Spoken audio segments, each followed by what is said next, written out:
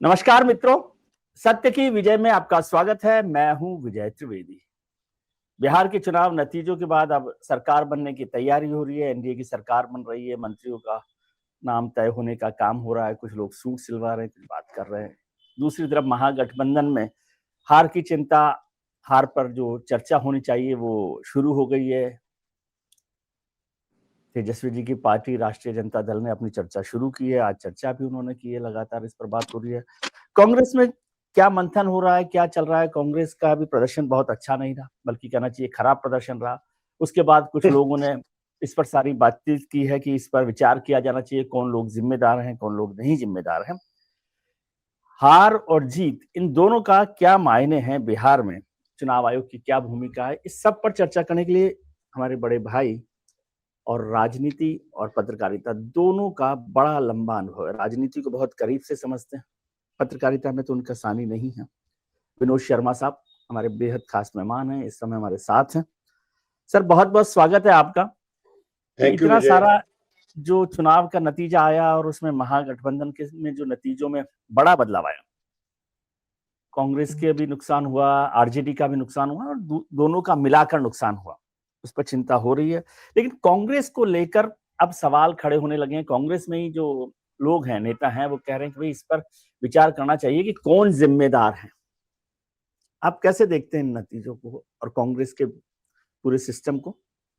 देखिए, कांग्रेस के पिछले कई वर्षों से जो स्थिति है, जहां तक इलेक्शन लड़ने की बात है, तो कई बार ऐसा लगता है कि कांग्रेस पार्टी इलेक्शन लड़ना भूल गई है।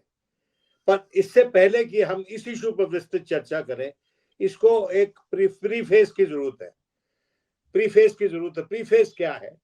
प्रीफेस यह है कि इंदिरा गांधी की डिस्क्वालिफिकेशन इलाहाबाद हाई कोर्ट ने किस मुख्य मुद्दे पे की थी कि यशपाल कपूर का इस्तेमाल हुआ उसके इलेक्शन के प्रचार में, उसके इलेक्शन के लॉजिस्टिक्स में, और तरीके की उसकी तत्परता रही उनके इलेक्शन में। इस इलेक्शन में आज का यशपाल कपूर कौन है? बहुतेरी जनता ये मानती है कि आज के यशपाल कपूर जो है वो ज्ञानेश कुमार जी हैं, लेकिन उनके खिलाफ तो कोई कार्रवाई होगी नहीं और उनकी कार्रवाई के चलते कोई और कार्रवाई होगी नहीं। तो मैं ये समझता हूं कि आज के दिन काफी हद तक ये कहना कि आरजेडी हार गई और कांग्रेस हार गई, या प्रत्यक्ष है कि हारे हैं दोनों, जहां तक नतीजों का सवाल है। लेकिन क्या उनकी हार में किसी की जीत है? क्या उनकी हार में किसी सिस्टम की जीत है? क्या इलेक्शन साफ सुथरे करवाए हमारे इलेक्शन कमीशन ने? ये बातें मुख्य तौर पे बनेंगी, आएंगी, सामने आएंगी। और इस प्रीफेस के बाद मैं आना चाहता हूं आपके मुद्दे पर कि कांग्रेस इसमें सर पार्टी। एक लाइन जोड़ दूं मैं आपको, इसमें एक लाइन जोड़ दूं आपकी इजाजत हो कि जी, प्रधानमंत्री जी ने कहा है कि ये चुनाव के नतीजे लोकतंत्र की जीत है और जनता ने चुनाव आयोग पर भरोसा जताया है। और चुनाव नतीजों को देखकर जो मैं देख रहा था उसमें प्रधानमंत्री जी ने कि कांग्रेस को और खासतौर से आरजेडी के वोट में तो कोई कमी नहीं आई है। जो वोट पिछली बार मिला था उससे ज्यादा ही वोट मिला है और वो नंबर 1 पार्टी हुई है। तो फिर जब वोट सारा मिला है तो वो तो या तो सिस्टम में कोई प्रॉब्लम होगी, मतलब वोट तो जनता ने दिया, तो इसमें चुनाव आयोग की भूमिका को आप कैसे देखते? वोट बढ़ा कैसे? कौन सा वोट है जो बढ़ा है? कहां से आया है वो वोट? देखिए, मेरी बात सुनिए, इतना साधारण विषय नहीं है। और मैं कोई स्टैटिस्टिशियन हूं नहीं, मैं कोई एक्सपर्ट स्टैटिस्टिशियन नहीं हूं। जो आंकड़े हमको दिए जाते हैं, हम उन्हीं आंकड़ों के बेसिस पर आकलन करते हैं। और व्यापक चर्चा ये भी है कई सर्कल्स में, खासकर इकोनॉमिस्ट के सर्कल में, कि जो गवर्नमेंट डेटा देती है वो ऑनेस्ट डेटा नहीं है, वो ईमानदार डेटा नहीं है। और उसके चलते जो प्लानिंग होनी चाहिए हमारी इकोनॉमी के लिए, हमारे देश की प्रगति के लिए, वो भी, उसमें भी बाधक है वो। लेकिन वो एक स्पेशलिटी का, एक स्पेशलाइजेशन का विषय है और उस ठीक। पर आप चर्चा कर सकते हैं, कुछ स्टैटिस्टिशियंस को बुला के, कुछ जी। इकोनॉमिस्ट को बुला के। हम चर्चा कर रहे हैं कि पॉलिटिकल इशू पे। जी। देखिए, मेरी बात सुनिए, क्या क्या नहीं हुआ, हम उसमें जाएंगे तो समय वैसे ही वेस्ट होगा, लेकिन रिकॉल क्विकली कर देते हैं लोगों के लिए कि भाई इसमें इलेक्शन में एसआईआर हुई, बहुत नजदीक हुई इलेक्शंस के एसआईआर, और वो वहां पर मुलतवी कर दी गई असम में, पर यहां पर हुई। तो असम में क्यों मुलतवी की गई, यहां पर क्यों हुई, हम महाराष्ट्र में क्यों मुलतवी की थी? देखिए, बहुत सी बातें हैं जिसके जवाब हमको चाहिए, आपको भी चाहिए, और सरकार को देने चाहिए। सरकार ना दे, क्योंकि एक जमाना था जब टी एन शेषन कहते थे मैं सरकार नहीं हूं, आप मुझे सरकार के साथ शामिल मत कीजिए, मैं इलेक्शन कमीशन ऑफ इंडिया हूं। उन्होंने तो गवर्नमेंट ऑफ इंडिया लिखना बंद कर दिया था, ये भारत से चुनाव आयोग के नीचे। बिल्कुल।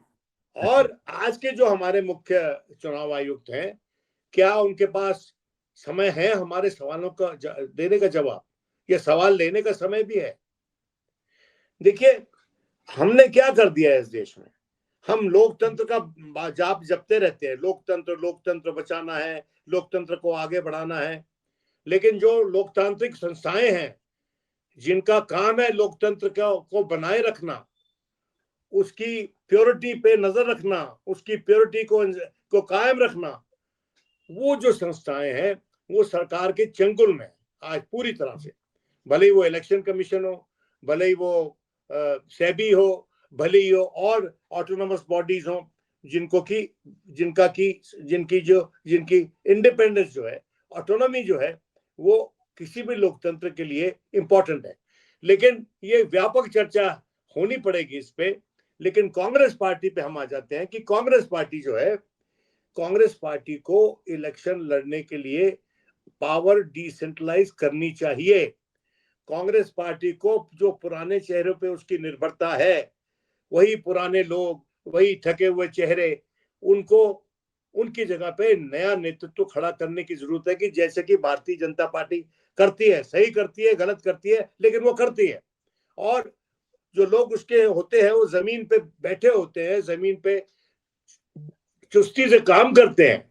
और कांग्रेस के जो नेता होते हैं, माजरत चाहता हूं बताना पड़ेगा कि कांग्रेस का नेता जब पहुंचता है अपने डेस्टिनेशन पे, तो सबसे पहले वो पूछता है भाई मेरा कमरा कौन सा है, और कमरा जाके उसका निरीक्षण करता है, वोटर लिस्ट का नहीं करता।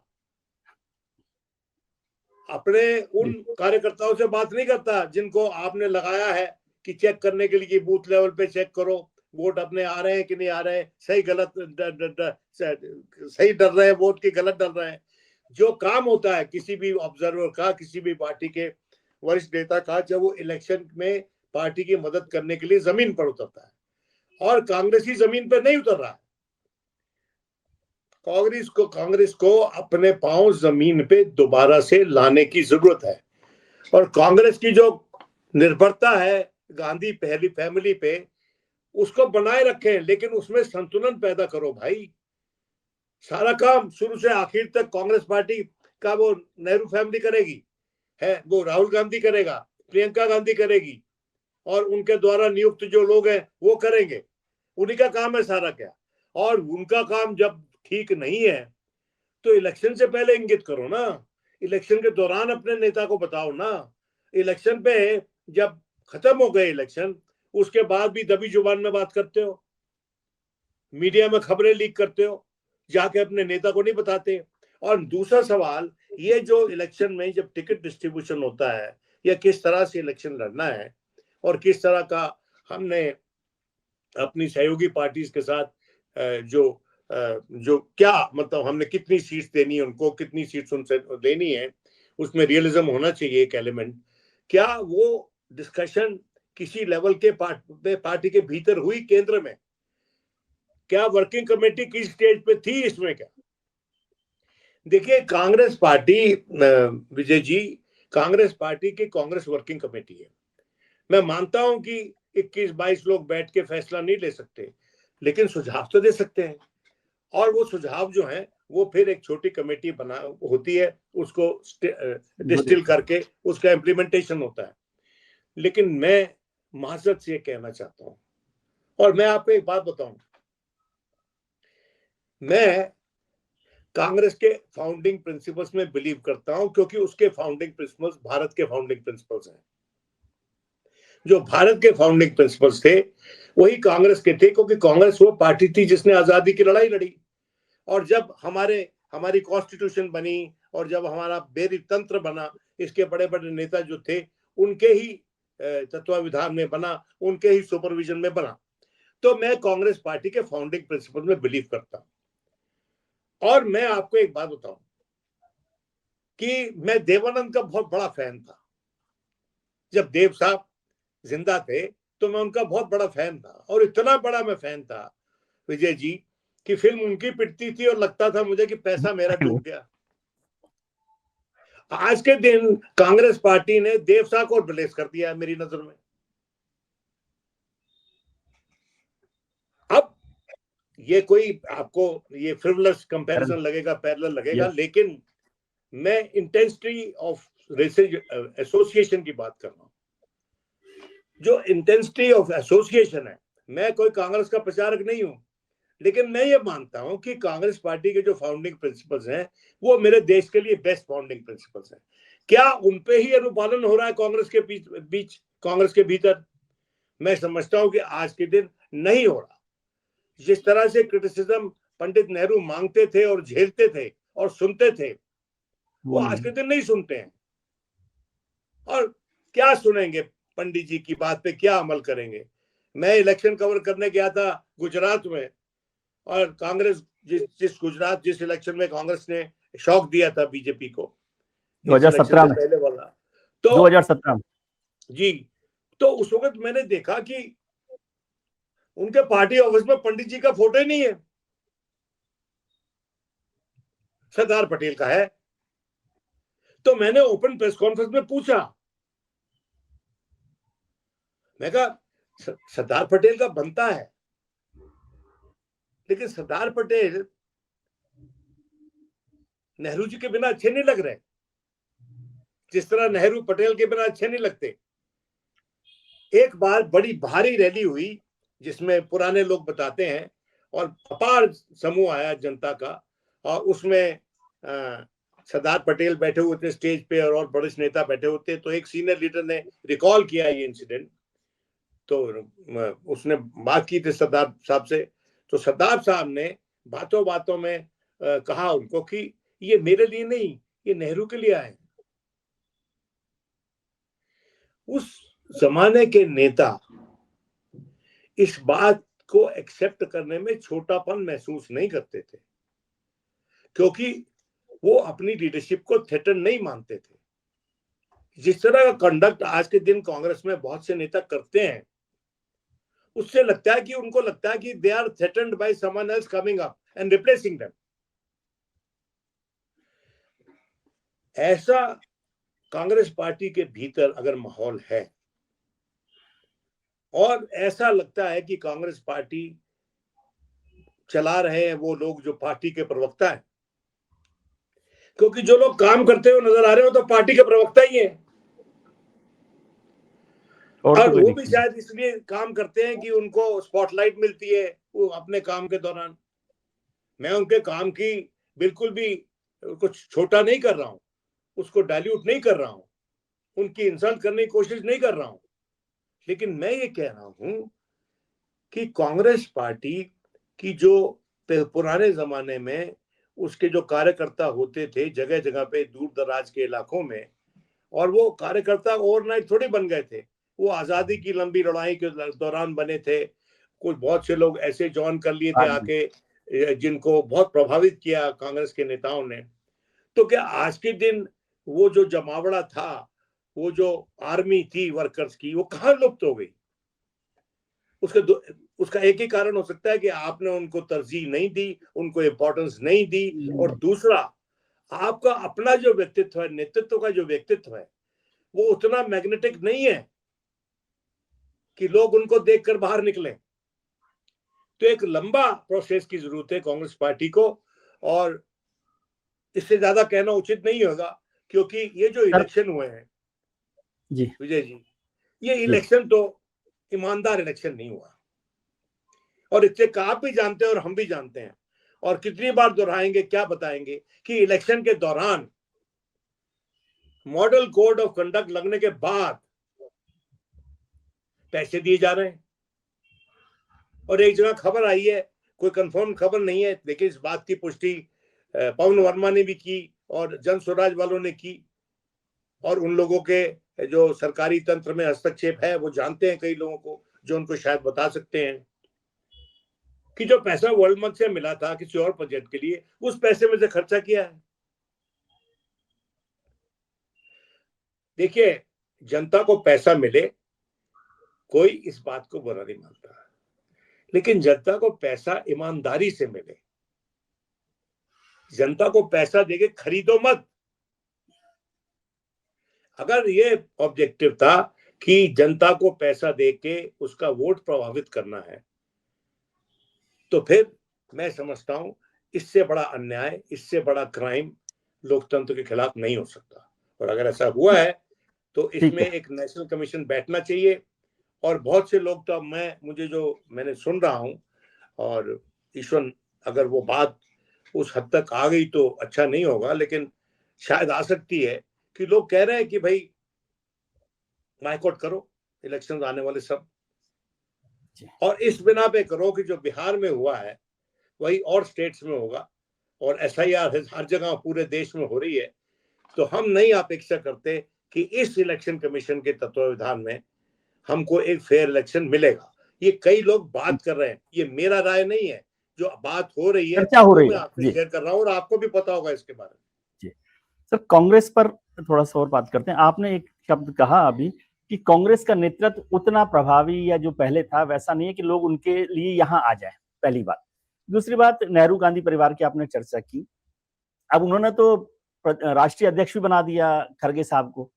तो क्या आप राष्ट्रीय अध्यक्ष को, मल्लिकार्जुन खड़गे साहब को, एक स्पाइनलेस प्रेसिडेंट मानते हैं, या केवल एक तस्वीर के तौर पर देखते हैं कि सारा काम यदि राहुल गांधी के ही जिम्मे है? देखिए, खड़गे साहब बड़े वरिष्ठ नेता हैं, और मेरे मन में उनके लिए अपार स्नेह और श्रद्धा है और इज्जत है। पर मेरी नजर में he is too deferential towards the Gandhi Nehru family.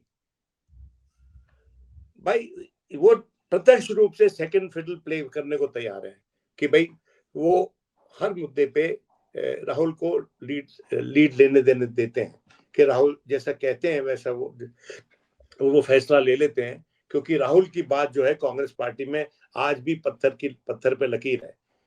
मैं ये नहीं कह रहा हूं कि राहुल के दिल में कांग्रेस पार्टी के लिए, उससे मुस्तकबिल के लिए पॉजिटिव सेंटिमेंट नहीं है, वो नहीं चाहते, वो कांग्रेस पार्टी की, वो भी कांग्रेस के उत्थान के लिए काम कर रहे हैं, और खड़गे साहब भी। लेकिन कांग्रेस पार्टी के भीतर का जो आर्किटेक्चर है, ऑर्गेनाइजेशनल आर्किटेक्चर है, कांग्रेस पार्टी का जो पॉलिटिकल कल्चर है, उसमें हायरार्की जो है लुप्त हो जाती है when it comes to the Gandhi Nehru family. तो आप और जी, हाँ, पूछ लो, सवाल पूछ लो। नहीं, आप बोलिए, पहले इस बात को कंप्लीट कीजिए। हाँ, मैं केवल तो इसमें लुप्त हो जोड़ना जाती चाह रहा है, था कि जब आप ये मेरा सारी कहना बात है। कह रहे हैं। जिस तरह जी, से भारतीय जनता पार्टी में अमित शाह जी के सामने और मोदी जी के सामने हायरार्की लुप्त हो जाती है, होता है पॉलिटिकल पार्टीज में, ऐसा होता है। हर पावर, पॉलिटिकल पावर होती है ना, डी फैक्टो होती है, डी जोरे नहीं होती। वो पावर जो होती है वो ओहदे से नहीं मिलती, वो रुतबे से मिलती है। रुतबे से मिलते नहीं, मैं तो समझना ये चाह रहा हूँ हर जब पार्टी आपने पे लागू होता है, जी, ये लेफ्ट को छोड़कर ये हर पार्टी सब पे लागू होता है। शायद लेफ्ट ही तो ऐसी पार्टी थी जिसने कि हरीश सुरजीत को बोला कि, उसने कहा मैं त्याग पत्र दे रहा हूं अगर मेरी बात नहीं मान रहे हैं आप सेंटर में सरकार ज्वाइन करने की और इनको प्राइम मिनिस्टर बनाने की, ज्योति बासु को। तो सेंट्रल कमेटी ने बोला ये तुम्हारा इस्तीफा आज के एजेंडे पे नहीं है, अगर तुम इंसिस्ट कर रहे हो तो अगली मीटिंग पे इसको एजेंडे पे लाओ, हम फैसला लेंगे उस पर भी। तो या तो वैसा डिसिप्लिन रखिए, या फिर देखिए पॉलिटिक्स में एब्सेंटीज्म आत्मघाती होता है। कोई भी क्रिकेटर सैकड़े के करीब है और उसके बाद ये नहीं कहता कि मैं अगले दिन अब खेलूंगा आके, बल्कि वो नाराज हो जाते हैं कि यार why has the play been called to an end, closed, because मैं अभी अपने सेंचुरी कर लेता तो अच्छा हो जाता, मैं लय में बैटिंग कर रहा हूं। लेकिन यहाँ पर कोई नजारा अलग है, माजरा अलग है। तो मेरा ये मानना है कि जो अप्रोच है to the rough and tumble of politics, जो dust and grime of politics, politics क्या है? मेहनत और धूल है भाई पॉलिटिक्स, धूल है। पसीना है, और उससे आप भाग नहीं सकते, भले ही वो रुमाल लेके घूमते रहो। लालू यादव की पीक पे मैं उसके साथ एक बार हेलीकॉप्टर में ट्रेवल कर रहा था और वो बिस्लरी से मुंह धो रहा था लालू। तो मैंने लौट के लिखा लालू यादव का बिस्लरी में मतलब मुंह धोता है कि गरीबों का मसीहा बिस्लरी से मुंह धो रहा है, ऐसा लिख दिया था मैंने। उसको अच्छा नहीं लगा था, लेकिन मुझे लगा कि ये तंज की जरूरत है। देखिए, नहीं तो सर इसको मेरे को ये 10 days which shook the world, 10 days which shook the world एक क्लासिक नॉवल है जिसपे एक फिल्म बनी है। उसमें रेवोल्यूशनरीज हैं तो एक जगह रुक जाते हैं रात बिताने के लिए, और एक बड़ा उनके पास एक बड़ा मेंशन, वहां पर उनको रात बिताने के लिए आराम के लिए जगह मिल जाती है। और वहां पर लोग वहां पर वाइन पी रहे हैं, जाके कपड़े बदल के देख रहे हैं शीशे में। तो अगले दिन जब उनका लीडर कहता है कि बस चलो अब चले, लेट्स कंटिन्यू द मार्च, तो 8-10 लोग मिलके उसके पास जाते हैं और कहते हैं can't we stay here another day. देखिए, आराम सबको पसंद है, वैभव सबको पसंद है, ऐशो आराम सबको पसंद है, लेकिन राजनीति में वो हासिल करने से पहले जितनी मेहनत और मुशक्कत करनी पड़ती है वो पता नहीं, शायद खारगे साहब कभी बताते हैं कि नहीं, या पता नहीं शायद पंडित जी की कोई कहानियां ऐसी रही होंगी पार्टी में, बताते होंगे लोगों को। उनकी तो मेहनत लोग देखते थे ना भाई। वेस्टर्न एजुकेशन से पढ़े हुए बापू के पीछे चलना है तो चलना है, और चलते थे वो कांग्रेस कहाँ है? वो लोगों को नजर नहीं आती, और इसलिए कभी कभी जनता की आस्था पार्टी में डोलती है, और वो भ्रम बना के रखना या रियलिटी बना के रखना जरूरी है। भ्रम मैंने इसलिए बोला कि भारतीय जनता पार्टी जो मुख्य विरोधी है कांग्रेस पार्टी का, और जो इतने वर्षों से राज कर रही है अब केंद्र में, वो भ्रम बनाने में माहिर है। अगर वो मेहनत नहीं भी कर रही तो वो ऐसा जाहिर करेगी कि मेहनत बहुत कर रही है, और जो लोग उनके बारे में चर्चा करेंगे वो बोलेंगे फलाने फलाने जिसने खुद ये किया, खुद पे बड़ा जोर होता है, जैसे कि बड़ा उपकार किया खुद करके। तो देखिए, तो भाषा भी उनकी इच्छा अनुसार मीडिया चलाता है, और कांग्रेस की तो मीडिया में आजकल कोई ज्यादा पकड़ है नहीं, और मीडिया ज्यादा कांग्रेस की परवाह करता नहीं। मैं मेन स्ट्रीम मीडिया की बात कर रहा हूँ, आपकी बात नहीं कर रहा हूँ, अपनी बात नहीं कर रहा हूँ। नहीं, कोई बात नहीं। आपने जो बात की उसको क्या मैं ऐसे समझूं, आपने एक शब्द काम में लिया एब्सेंटिज्म, और दूसरा खरगे साहब के कहा कि आपने खरगे साहब को सिखाते हैं कि बताते हैं कि नहीं बताते। क्या आप मोटे तौर पर ये कह रहे हैं कि राहुल गांधी जिम्मेदार है और उनको बदलने की जरूरत है? देखिए, मैं कौन होता है किसी को बदलने वाला, और एक बात आपको बता दूं, जिस दिन नेहरू गांधी फैमिली कांग्रेस के ध्रुव से जुदा हो जाएगी, उस दिन कांग्रेस उस स्थिति में आ जाएगी जिस स्थिति में बीजेपी उसको लाना चाहती है। The Nehru Gandhi family, Vijay ji, is at once a liability and an asset for the Congress party. Asset भी है और liability भी है। Asset इसलिए कि पार्टी को एकजुट रखती है, पार्टी में जब तक वो रहते हैं लीडरशिप पे कोई डिस्प्यूट नहीं रहता, और liability इसलिए है कि मेहनत उतनी नहीं होती, और पार्टिसिपेशन और जो डिसीजन मेकिंग उतनी डिसेंट्रलाइज नहीं होती जितनी की होनी चाहिए, और इसमें एक बैलेंस बनाने की जरूरत है।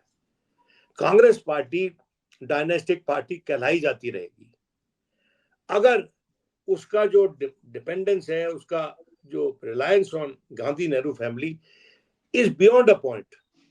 दी थोड़ी बहुत रिलायंस, जैसे कि आज के दिन बीजेपी की बड़ी निर्भरता है माननीय प्रधानमंत्री पे। जी उनके बिना कोई कैंपेन बीजेपी का चल नहीं सकता, कहीं भी नहीं चल सकता।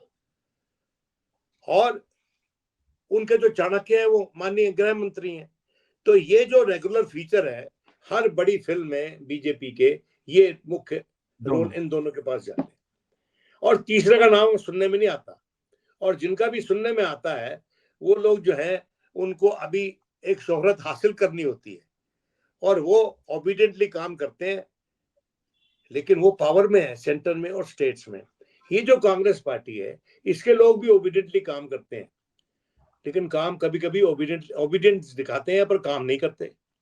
मतलब ओबीडियंटली काम करो अच्छी बात है, पर ओबीडियंस दिखाओ पर काम ना करो, उसका क्या मतलब है? वो इसका बहुत से ऐसे लोग कांग्रेस में आज के दिन हैं जो ओबीडियंस दिखाते हैं पर काम नहीं करते अपने पद पर बने रहने के लिए। मैंने जी एक बार कहा था यहाँ पे, जब शुरू में माननीय सोनिया गांधी जी पार्टी अध्यक्ष बनी थी, तो उन्होंने ना, अगर आपको याद हो तो 2 पॉलिटिकल एडवाइजर अपने पॉलिटिकल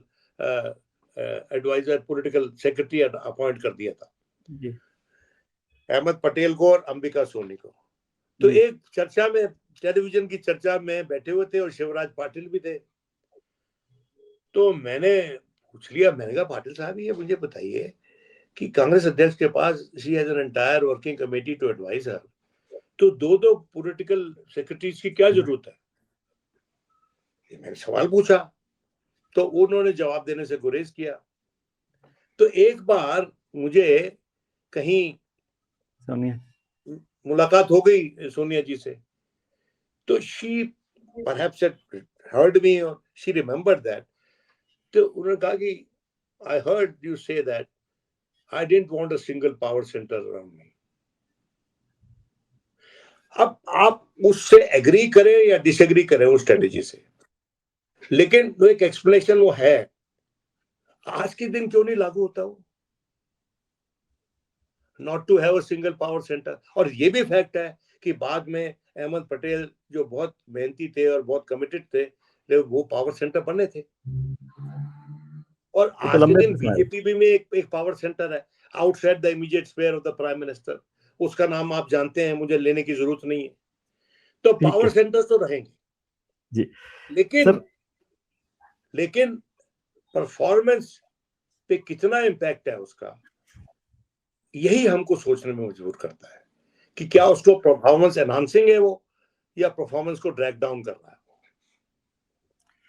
सर कांग्रेस की कथा तो हरि की तरह से हरि अनंत हरि कथा अनंता, और आपके साथ बात कर रहे तो कांग्रेस पे लंबी बात हो सकती है, मैं किसी दिन बहुत अच्छे से बात करूंगा, लेकिन एक आखिरी सवाल छोटा सा जवाब, क्योंकि आपके पास भी कम वक्त है। प्रधानमंत्री जी ने कहा कि ये कांग्रेस टूटने की ओर जा रही है, क्या आपको कोई स्प्लिट की, विभाजन की, टूटने की संभावना दिख रही है? छोटा सा जवाब। कांग्रेस पे स्प्लिट हुए हैं पहले भी, ब्रह्मन रेड्डी की पार्टी बनी थी, देवराज अरस ने बनाई थी, कई पार्टियां टूट के अलग बहुत हुई हैं, सारी पार्टियां बनी हैं जी। बहुत सी पार्टियां बनी हैं, लेकिन वीपी सिंह तोड़ के आया था, अकेला व्यक्ति था वीपी सिंह जो प्रधानमंत्री हो गया था कांग्रेस से निकल के।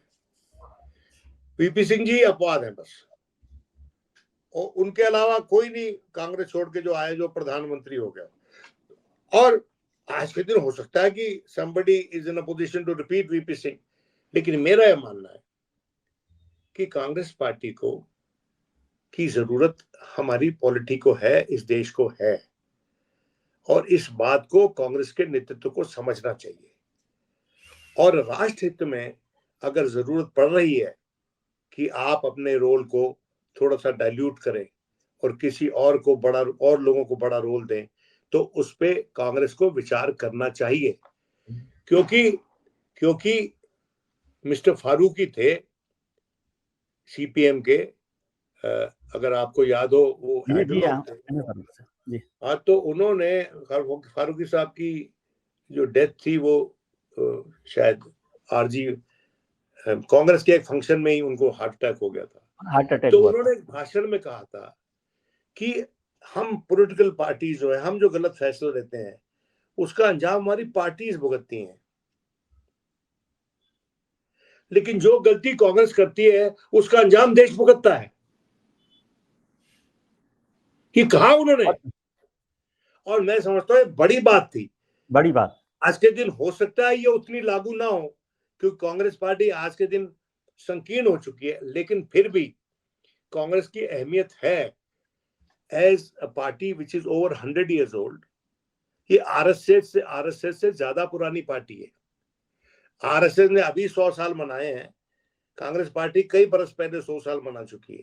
40 साल हो गए और इस बात। हाँ, और दूसरी पार्टी जिसने 100 साल मनाए हैं वो है अकाली बोले दल। तो अकाली दल, देखिए अकाली दल की हालत भी आज बिल्कुल कांग्रेस जैसी है, क्षीण अवस्था में है अकाली दल भी। तो क्या 100 साल के होने के बाद कोई कोई कोई जरूरत है किसी पंडित, किसी ज्ञानी को पता पूछने की, भाई 100 साल के बाद इनके क्या नक्षत्र करना क्यों बदल जाते हैं? तो शायद उस उम्र को छोटा तो नहीं कर सकते, लेकिन कुछ और नाम बदल के ऐसा एन एक्स्ट्रा लगा के या आई एक्स्ट्रा लगा के कुछ परिवर्तन हो सके पर तो आप ये करने का सजेशन चाहिए नहीं दे आप ऑन ये अ लाइटर सजेशन नहीं दे साइड सकते आप है। ये सजेशन नहीं दे सकते क्योंकि आप ये सब नहीं मानते। मैं नहीं मानता, लेकिन मैं लाइट हार्टेड रिमार्क दे रहा हूँ, राइट, क्योंकि हमारी राइट। चर्चा बहुत ज्यादा गंभीर होती जा रही थी। जी, चलिए सर लेकिन मैं फिर एक बात बात फिर करें। आपको बताना चाहता हूँ कि जी, मैंने जो देव साहब वाला देवानंद का एग्जाम्पल दिया कि पिटती देव साहब की फिल्म थी और लगता था हमें पैसा हमारा डूब गया, मार लग गया तो वो ऐसे तकलीफ ही है। आस्था आज के दिन क्या कांग्रेस लोगों में जगह पा रही है? हम तो ये है पुराने हो सबसे गए, जी, उनको इस बात पे सोचना चाहिए। और आप कभी चले जाएंगे, बहुत से लोग आपको मिलेंगे जमीन पे, कांग्रेस के समर्थक जो आज भी झंडा उठा के निस्वार्थ खड़े हुए। भाव से चलते हैं और कोई पद नहीं मांगते। वो जो काडर है वो कहाँ लुप्त हो गया, कहाँ चला गया वो? ये जो आज के दिन पजेरो की टाइम्स में और बड़ी गाड़ियों के इस माहौल में कहीं छोटी गाड़ी में बैठा हुआ जो कांग्रेसी है, वो वो वो प्रेशियस है, प्राइसलेस है वो कांग्रेसी। उस कांग्रेसी को बुलाओ, उससे बात सुनो और अपने बगल में बिठा के उससे शिक्षा लो। उसके पास बहुत होगा आपको बताने के लिए, लेकिन वो करने कोई dialogue within the Congress I think is not very vigorous. चलिए सर बात करेंगे, बहुत जरूरी अच्छा है, लगा आपका। डायलॉग तो होना पड़ेगा, बिल्कुल, जैसा आप में बिल्कुल, और हमारे बहुत में हो रहा है। महत्वपूर्ण बात की है। कांग्रेस यदि ये बातचीत सुनेगी तो शायद कुछ फ़ायदा ही होगा उनका। बहुत कुछ शुक्रिया गड़बड़ आपका। होगी। नहीं, बहुत शुक्रिया आपका सर कि आपने वक़्त निकाला। फिर हम बात करेंगे, इस पे बहुत विस्तार से चर्चा करने की ज़रूरत है। Thank you very much.